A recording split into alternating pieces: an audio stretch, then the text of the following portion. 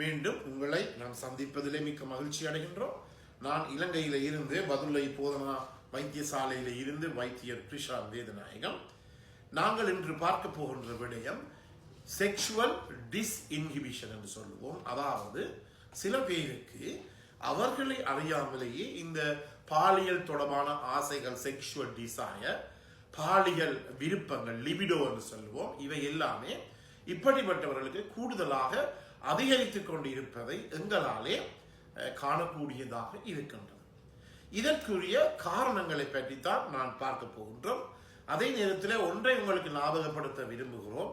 உங்களுடைய மனைவியோ, உங்களுடைய கணவனோ, அல்லது உங்களுடைய ஆண் துணையோ அல்லது பெண் துணையோ இவ்வாறு கூடுதலான அளவு லிபிடோ அல்லது செக்ஷுவல் டிசையர்ஸ் அல்லது பாலியல் ஆசைகளை வைத்திருந்தார் என்றால், அவர் கூடுதலாக பாலியல் ஆசைகள் இருப்பவராக இருந்தால் உங்களுடைய வாழ்க்கை எப்போதுமே ஒரு நல்லதாகவும் மகிழ்ச்சிகரமானதாகவும் ஒரு ஆரோக்கியமான ஹெல்த்தியாகவும் அமையும். அதே நேரத்தில் உங்களுடைய செக்ஷுவல் ஹெல்த் என்பது மிகுந்த ஒரு ஆரோக்கியமுள்ள ஒன்றாக உங்களுக்கு இருக்கும்.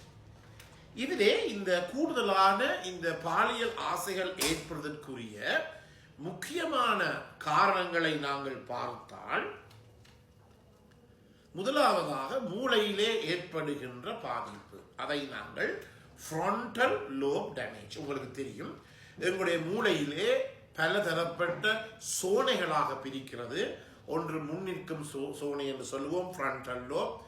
டெம்பரல் லோப் என்று சொல்லப்படுகிற இதில் இருக்கிற சோனைகள், பக்கத்தில் இருக்கின்ற பெரைட்டல் லோப் என்று சொல்லுவோம், பக்க சோனைகள் எல்லாமே இருக்கின்றது. இதிலே ஒருவருடைய பிஹேவியர், அதாவது ஒருவருடைய நடத்தையை தீர்மானிக்க வேண்டிய மிக முக்கிய பொறுப்பாக இந்த ஃப்ரண்டல் லோப் என்று சொல்லப்படுகிற மூளையிலே இருக்கின்ற முன் நிற்கின்ற இந்த சோனை பகுதி, இந்த இடத்திலே இருக்கின்ற மூளை தான் எங்களுடைய நடத்தையை தீர்மானிக்கின்ற, பிஹேவியரை தீர்மானிக்கின்ற ஒரு முக்கியமான பகுதியாக இருக்கின்றது. உங்களுக்கு தெரியும், நாங்கள் சொல்லுவோம் ஒரு பெண்ணோ ஆணோ திருமணம் முடிக்கின்ற வயசு 20-21 கிடையிலே. ஏனென்றால் இந்த 20 வயசு 21 வயசு ஏற்படுகின்ற போதுதான் இந்த மூளையினுடைய முன்சோனை, முன் நிற்கும் சோனையில முன்சோனை ஃப்ரண்டல் லோப்பினுடைய முழு டெவலப்மெண்ட், முழு விருத்தியும் ஏற்பட்டு முடிகிறது. ஏன் இந்த முன்னிற்கும் சோனை அல்லது ஃப்ரண்டல் லோப் எங்களுக்கு தேவை என்றால், எங்களுடைய நடத்தையை தீர்மானிக்க. உதாரணமாக, நான் இந்த நிகழ்ச்சியை ஒரு ஷர்ட் இல்லாமல் வெறுமேலோ அல்லது சரத்துடனோ வந்து செய்ய முடியாது. அவ்வாறு நான் செய்கின்ற போது என்னுடைய இந்த முன்னிற்கின்ற சோனை எனக்கு ஒரு தகவலை அனுப்பும். என்னென்றால், நீ ஒரு வைத்தியர் என்றபடியாலே வைத்தியருக்குரிய முறையிலே நீங்கள் உடுப்புகளை உடுத்த வேண்டும் என்றபடியாலே செய்ய வேண்டாம். அதே போல நாங்கள் பாதைகளிலே நாங்கள் சலம் கழிக்கலாம், சிறுநீர் கழிக்கலாம். கழிக்கின்ற போது இந்த முன்னிற்கும் சோனை எங்களுக்கு ஒரு மெசேஜை அனுப்பும், நீர் அப்படி செய்ய முடியாது, ஏனெனில் நீர் ஒரு மனிதர் என்றபடியால் அதற்குரிய இடத்திலே தான் அந்த வேலையை செய்ய வேண்டும் என்றபடியால் இந்த சிறு பெண்களும் இளைஞர்களும் இந்த 20 வயசுக்கு முதல் அவர்களுக்கு இந்த முன்னிற்கும் சோனையானது நன்றாக விருத்தி அடையாது. எனவே நன்றாக விருத்தி அடையாத காரணத்தினாலே அவர்களினாலே ஒரு தீர்மானத்தையும் எடுக்க முடியாத ஒரு நிலைமை ஏற்படுகிறது. என்னுடைய கணவனோ, என்னுடைய காதலனோ, என்னுடைய பாய் ஃப்ரெண்டோ ஒரு நல்லவரா, இவர் மூலம் என்னுடைய வாழ்க்கையை நான் அமைத்துக் கொள்ள முடியுமா, நான் பிள்ளை பெறுகின்ற போது எனக்கு உதவி செய்வாரா, தேவையான உணவுகளை வாங்கி தருவாரா, தேவையான உடுப்புகளை வாங்கி தருவாரா என்றெல்லாம் இந்த பகுத்தறிகின்ற அந்த பகுத்தறிகின்ற அந்த திறனை எங்களுக்கு கொடுப்பது என்ன? இந்த முன்னிற்கும் சோனை. என்றபடியினாலே தான் சிறு வயதிலே இவ்வாறு பகுத்தறிகின்ற திறமை இல்லை. எனவே தான் கண்டதும் காதல் என்ற ரீதியிலே ஒரு ஆணுடன் சென்று தாங்கள் திருப்பி கற்பமாகி டீனேஜ் பிரெக்னன்சி என்று சொல்லப்படுகிற இந்த சிறிய இளவயது 11 வயதிலே பிள்ளை பெறுகின்ற பல பெண்களை எல்லாம் நாங்கள் கண்டிருக்கின்றோம். எனவே இதில் சொல்வதற்கு காரணம் என்ன? இந்த ஃப்ரண்டல் லோபினுடைய வளர்ச்சியை பற்றி. எனவே இந்த ஃப்ரண்டல் லோப், இந்த முன்னிற்கும் சோனை என்னென்ன காரணங்களாலே அது பாதிக்கப்படும் என்றால் 3 முக்கியமான காரணங்கள் இருக்கின்றன. முதலாவதாக ஸ்ட்ரோக், இரண்டாவதாக ஹெட் இன்ஜரி, மூன்றாவதாக டியூமர்.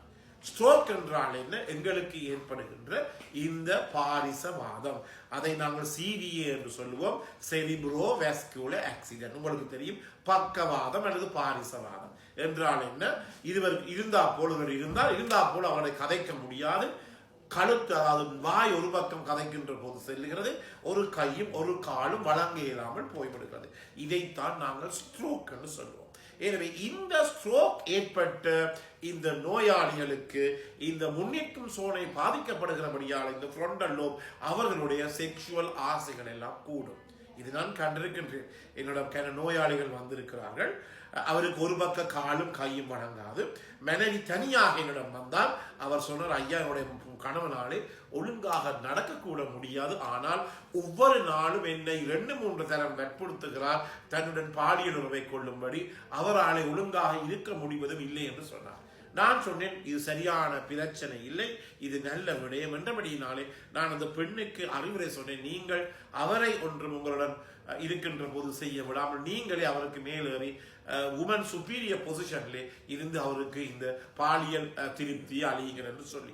எனவே இந்த ஸ்ட்ரோக் நோயாளிகளுக்கு, அதாவது இந்த பாரிசவாதம் வந்த நோயாளிகளுக்கு அவர்களுடைய என்ன ஏற்படுகின்றது, அவர்களுக்கு இந்த இந்த அதாவது இந்த இந்த அதாவது இந்த பாலியல் ஆசையிலே மிக கூடுதலாக அறிவிக்கும். எனவே எனக்கு கன பேர் இருக்கிறார்கள், சில பேருக்கு 34-35 வயசு நோயாளிகள் கூட இருக்கிறார்கள். அவர்களுக்கு கூட, அவருடைய மனைவிமார்களுக்கு கூட நான் சொல்வது என்ன, இது சாதாரண ஒன்று, இது மூளையிலே ஏற்பட்ட பாதிப்பினாலே ஏற்படுது என்றபடினால் அவருக்கு இயலுமான மட்டும் உங்களாலே ஈடுகொடுக்க முடியாமல் ஈடுகொடுங்கள். அதே நேரத்தில் நான் முதல்ல சொன்னது உமன் சுப்பீரியர் பொசிஷன், அவரின் ஒரு கையும் ஒரு காலும் வழங்க முடியாது. எனவே அவர் மனைவிக்கு மேலேறி தொடர்புகளை கொள்ள முடியாது, பாலியல் உறவை கொள்ள முடியாது என்றபடினாலே பெண் அந்த ஆணுக்கு மேலே இருந்து அந்த பாலியல் உறவை கொள்ளுகின்ற போது அவருக்கு திருப்தி உடைய ஒரு நிலைமை ஏற்படுகிறது. அடுத்ததாக இந்த முன்னிற்கும் சோனை பாதிக்கப்படுகின்ற இன்னொரு முக்கியமான விடயம் என்ன, ஹெட் இன்ஜரி, அதாவது தலையிலே ஏற்பட்ட அடி, ஆக்சிடென்ட், விபத்துகள். இவ்வாறு விபத்துகள் ஏற்படுகின்ற போது உங்களுக்கு தெரியும், மூளை ஒரு தரம் வைப்ரேட் ஆகித்தான், மூளை ஒரு தரம் அதாவது இந்த வைப்ரேட் ஆகித்தான் மூளை நிற்கின்றது. எனவே ஆக்சிடென்ட் படுகின்றது. அந்த நேரத்திலே சில நேரங்களிலே இந்த முன்னிற்கும் சோனைக்கு பாதிப்பு ஏற்படுத்தலாம். இவ்வாறு ஏற்படுகின்ற போது என்ன நடைபெறும் என்றால், அந்த இடத்திலே அவருக்கு கூடுதலான பாலியல் ஆசை ஏற்படும். எனவே உங்களுடைய கணவர் ஒரு விபத்திலே பாதிக்கப்பட்டவராக இருந்தால் அல்லது விபத்திலே மாட்டுப்பட்டவராக இருந்தால் அவருக்கும் இந்த தலையிலே ஏற்பட்ட காயம் காரணமாக, ஹெட் இன்ஜரி காரணமாக அவருக்கும் இந்த பிரச்சனை ஏற்படக்கூடியதாக இருக்கின்றது. எனவே மீண்டும் உங்களை ஞாபகப்படுத்துகிறோம், உங்களுடைய பாலியல் வாழ்க்கை ஒழுங்காக இருக்க வேண்டும்.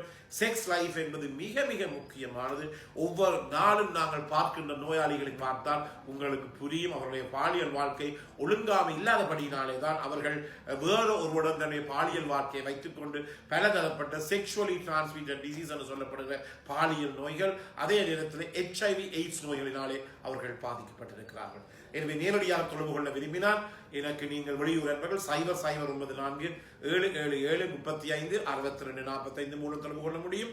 உள்ளூர் என்பர்கள் 0777-35-62-45 மூலம் தொடர்பு கொள்ள முடியும். மீண்டும் உங்களை சந்திக்கும் வரை நன்றி, வணக்கம்.